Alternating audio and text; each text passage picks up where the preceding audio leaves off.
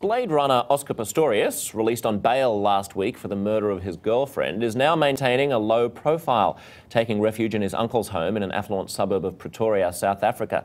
However, the relatives of Reva Steenkamp, Oscar's slain girlfriend, have been vocal with the press, questioning the runner's poorly timed condolences.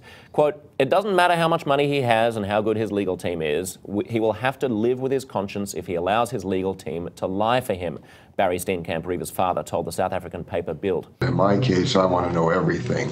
I don't want to be driving down the road where my client tells me the road is straight and I hit a curve. So I think that it's always the best practice for lawyers to ask their clients to be honest with them, and for the lawyers to be honest with the client and with the court. And in this case, we're not going to know what the truth is until we really hear the witnesses testify under oath with a judge looking him in the eye and making a decision whether or not he's being truthful. What if being honest to the court would jeopardize your client's case? Then you don't talk.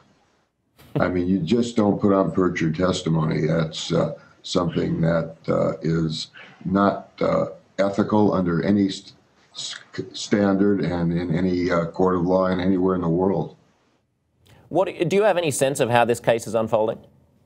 Yes, I think Mr. Pistorius's lawyers are doing an incredibly good job. The first thing they wanted to do, and they did it successfully against all the pundits, was get him released on bail. That's a major, major issue, to be able to have your client not in jail when you're fighting the case. It's not as significant when you have a case in front of a judge as it would be in front of a jury, but it's just much easier to prepare. The client is going to be much more relaxed and certainly in a much better living condition than he would be in a jail anywhere, especially South Africa.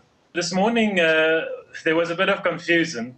I don't know if you remember from the bail hearing, but basically the prosecutor asked that Oscar Pistorius reports to a police station twice a week. This was the magistrate and Oscar Pistorius's defense lawyers agreed to this condition. But this morning, as we were all camped outside the police station, there was no Oscar Pistorius to be seen. And it then emerged that, in fact, the bail conditions order that was signed by the magistrate did not contain that condition that he should report to the police. Instead, officials from the prison authorities will visit him at his house once a week. But anyway, he's now with his uncle, he's with his family, he's preparing his case. And yes, as you correctly said, the family and friends of Reva Steenkamp have now started to speak out and you know, just trying not to let her name be forgotten in this whole drama. People still feel sorry for both.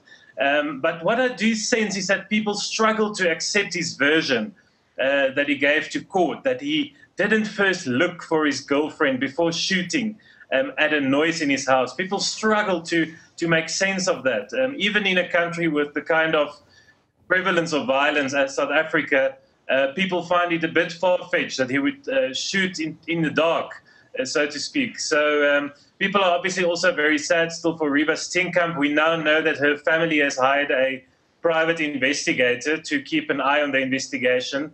So it's going to be a tough 4 or 5 months before the case resumes.